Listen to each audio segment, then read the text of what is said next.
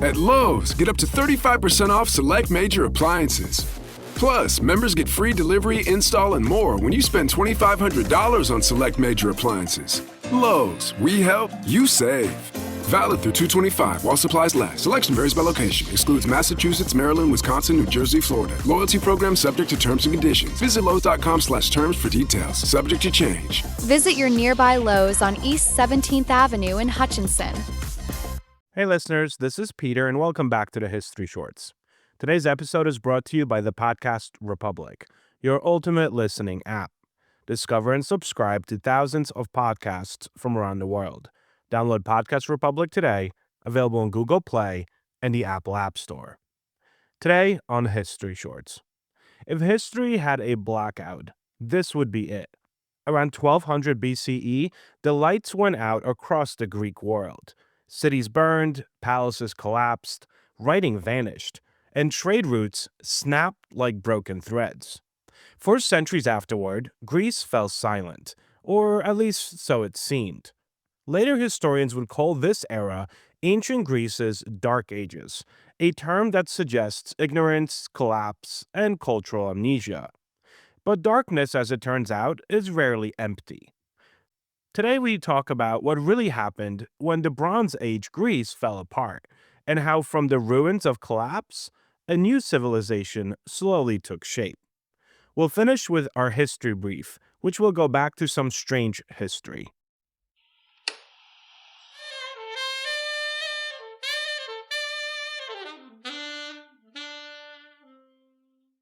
A quick word from our sponsors. Let's talk about modern home shopping. It's sort of become a fun side hobby, right?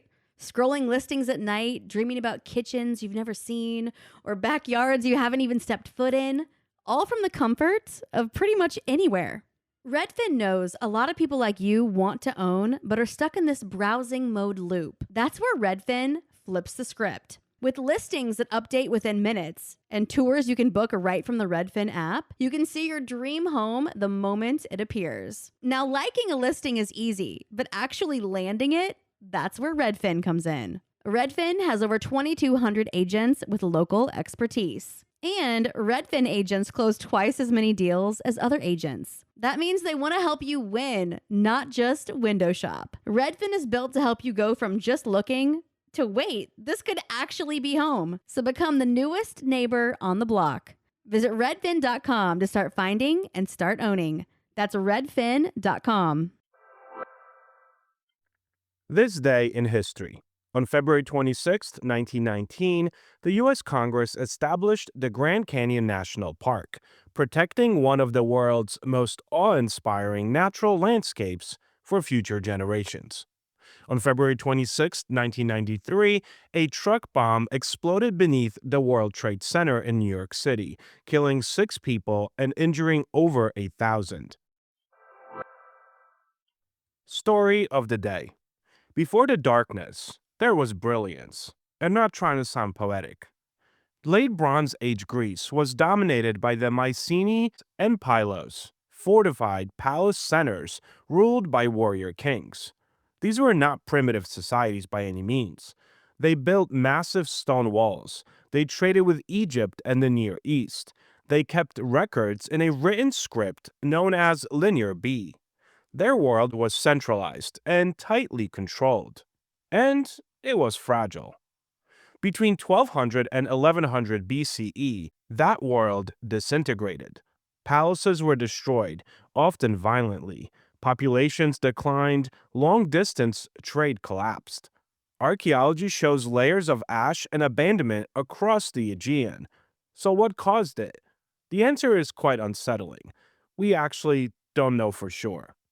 Historians, however, point to a perfect storm of disasters.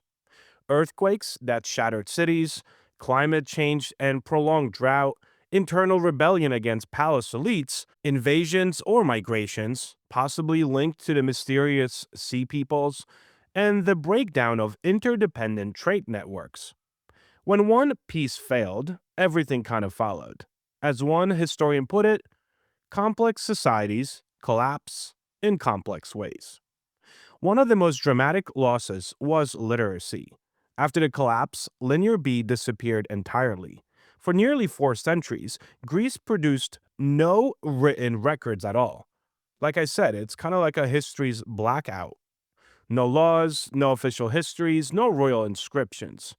This silence is why later historians and scholars labeled this era dark. But darkness here does not mean ignorance.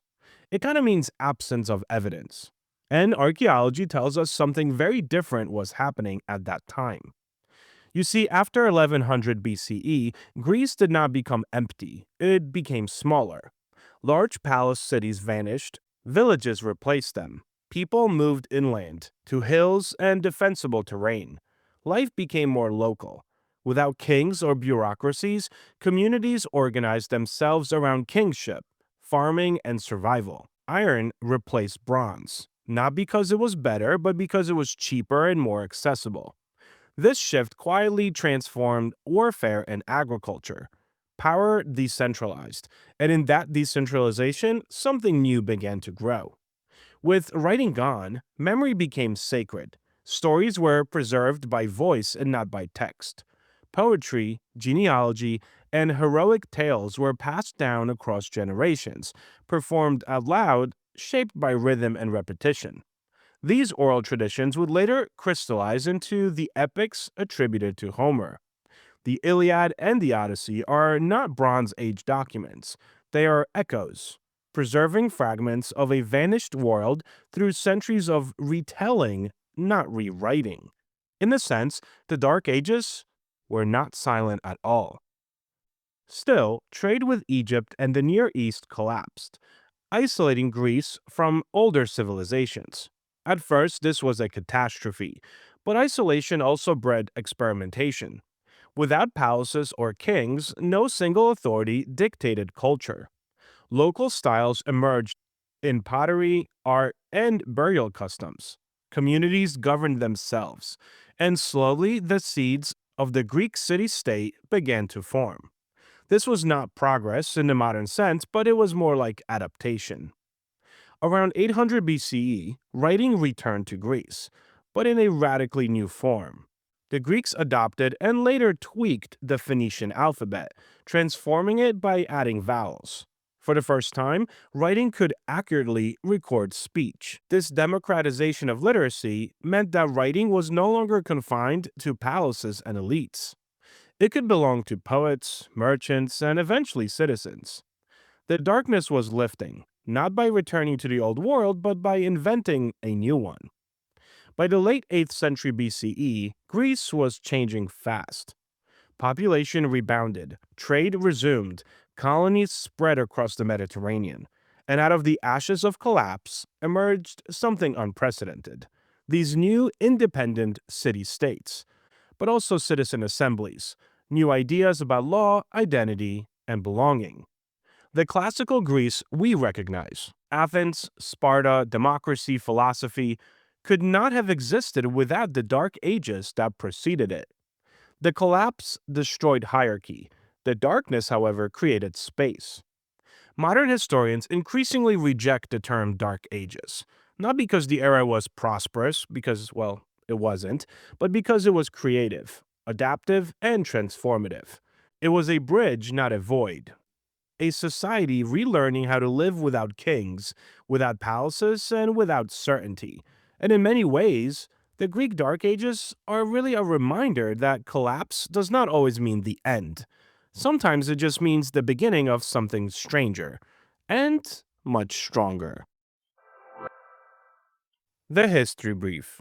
The following comes to us from Strange History by the editors of Portable Press, published in 2016. Some New Agers believe that the Egyptian pyramids were originally time machines, UFO bases, or gates to other dimensions.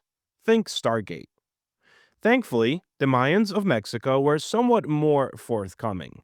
They left detailed documents that explain the astronomy behind the construction of their pyramids. It turns out that the Mayans had a highly developed calendar system. They used astronomical events to set special dates for sacrifices and other rituals. Their pyramids were built on alignments that pointed toward the positions of the sun, the moon, planets, and stars on these dates. It can't be proven that the Egyptian pyramids or the ziggurats of ancient Mesopotamia were built on the same kind of idea, but the astronomical alignments are quite similar, and so far, no one has come up with a better explanation. So, the next time you see ancient pyramids, think really big calendar. Thank you so much for spending some time with me today and helping make this little show such a mighty success. If you're enjoying this show and would like to help with its production, you can always donate a few dollars at buymeacoffee.com or become a Patreon member to enjoy these episodes ad-free. Both links can be found on our website at www.historyshortspodcast.com. Have a great rest of your day, and I will talk to you all again tomorrow.